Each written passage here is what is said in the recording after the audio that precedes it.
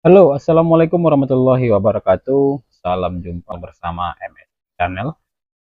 Ini adalah channel operator pemula. Pada saat ini saya akan berbagi video tutorial bagaimana caranya agar kita bisa mengetahui residu pada e-ijazah ya.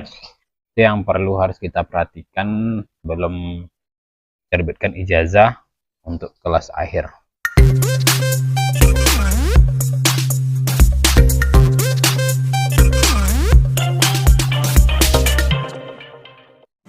Nah, langsung saja kita buka, bisa di Google Chrome atau di Mozilla. Buka e-ijazah.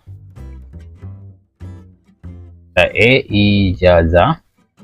Kita akan lihat apakah data untuk ijazah sudah valid semuanya atau masih ada residu terdapat pada data siswanya ya. Kalau masih ada residu, itu kita harus memperbaiki. Di sini juga nanti akan kita bahas bagaimana cara memperbaiki residu yang ada di e-ijazah ya. Ini langsung saja kita buka dan login. Kemudian bisa login menggunakan akun SSO sekolah teman-teman. Nah, setelah kita masuk ke dashboard e-ijazah, kita masuk ke data verifikasi. Kita lihat di sini peserta didik. Untuk di peserta didik dan tingkat akhirnya, ini kita bisa pilih kalau sekolah teman-teman itu di bawah naungan Kemenak, maka pilih Kemenak. Di bawah naungan Kemendikdasmen, maka pilih Kemendikdasmen. Kemudian pilih jenjangnya. Nah, kalau seperti ini saya contohkan di sekolah saya ini di bawah naungan Dikdas ya. Kemudian untuk jenjangnya ada saya di sini SD, saya pilih SD. Jika teman-teman sekolahnya SMP ya pilih SMP.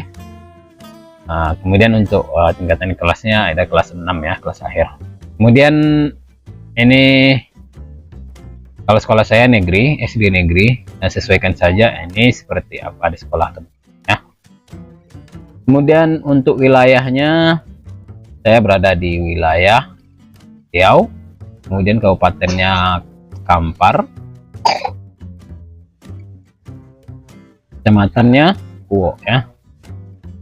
Nah, ini bisa dicari, dilihat sekolah teman-teman di sini. Cari aja sekolahnya di sini atau gunakan kolom pencarian ya. PT SD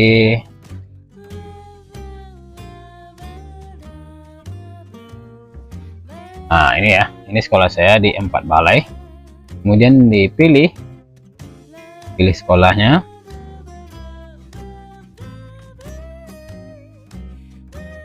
Ini untuk di Kecamatan Kuo ya, untuk di sekolah saya ada di Kecamatan Kuo. Semuanya sudah valid. NISN-nya sudah valid, NIK-nya juga sudah valid. Ini sekolah saya ya, ini sudah valid semua, tidak ada lagi residu.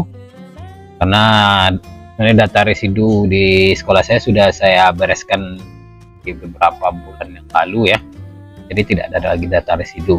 Nah, nanti ketika di data peserta didik kita memiliki residu, apakah itu residu NISN ataupun residu NIK ya, atau keduanya.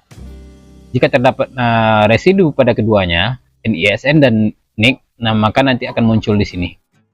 Tapi jika residu NIK saja, dia akan muncul di sini, dan untuk residu NISN dia hanya muncul di sini. Nah, jika terjadi seperti itu, maka cara untuk memperbaikinya nanti teman-teman buka saja di Perpal PD, karena untuk memperbaiki data itu ada di Perpal ya. Nanti bisa dilihat di sini juga teman-teman. Selain ini, nanti jika terjadi residu pada NISN di sini, untuk mengetahuinya bisa langsung masuk ke residu NISN. Dan jika terjadi residu pada data kependudukan, maka pilih residu kependudukan. Ya. Jika untuk data kepala sekolah bisa dilihat dari sini. Tapi karena di sini di data saya tidak ada residu, saya akan buka saja untuk sebagai contoh ya. walaupun tidak ada residu. Saya akan buka saja.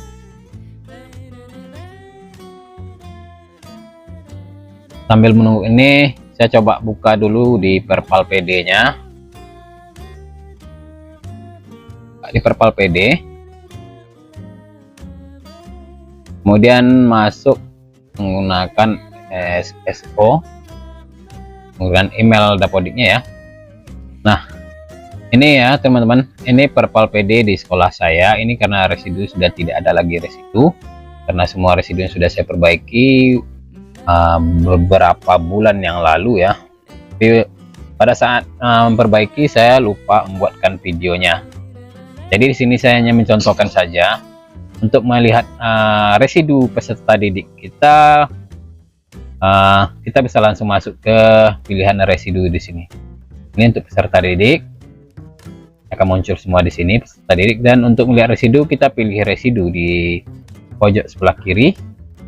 Nanti jika ada salah satu residu pada data peserta didik, maka akan muncul di sini ya, di kolom NISN. Misalkan kalau terjadi residu di NISN-nya ataupun NIK, maka di sini akan muncul silang merah.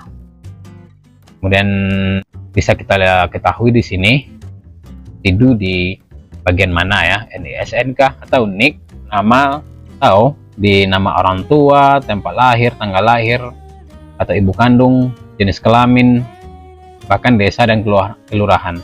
Nanti untuk memperbaikinya, kita bisa langsung lihat di pengelolaan ya, bagian pengelolaan di sebelah kiri. Ini ada edit NISN jika terjadi residu pada NISN. Dan setelah masuk ke menu edit NISN, kita akan diarahkan ke formulir perubahan atau formulir pengajuan NISN baru. Nanti setelah kita ajukan NISN baru atau kita ajukan perubahan, maka nama-nama siswa tersebut akan masuk ke dalam tabel pengajuan edit NISN. Jika terjadi residu pada NIK, kita bisa langsung ke edit identitas ya. Nah, langsung saja ini akan saya contohkan kembali. Kita pilih siswanya, misalkan saya pilih satu siswa.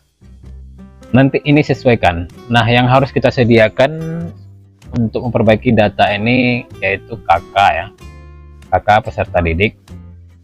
Sesuaikan ini dengan kartu keluarganya ataupun akte kelahiran ya.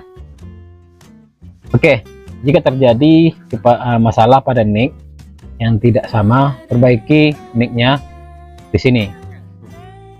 Sesuaikan NIK-nya dengan yang ada di KK, akte kelahiran, input di sini ya. Kemudian jika terjadi di masalah di nama, maka lihat di sini, sesuaikan nama sesuai dengan yang ada pada KK atau yang tertulis pada KK. Tanggal lahir, jenis kelamin, ini sesuaikan saja. Kemudian setelah dilakukan perbaikan, kemudian klik validasi data ya. Jika datanya sudah sesuai, maka akan seperti ini teman-teman. Jika data yang sudah sesuai, dia akan seperti ini.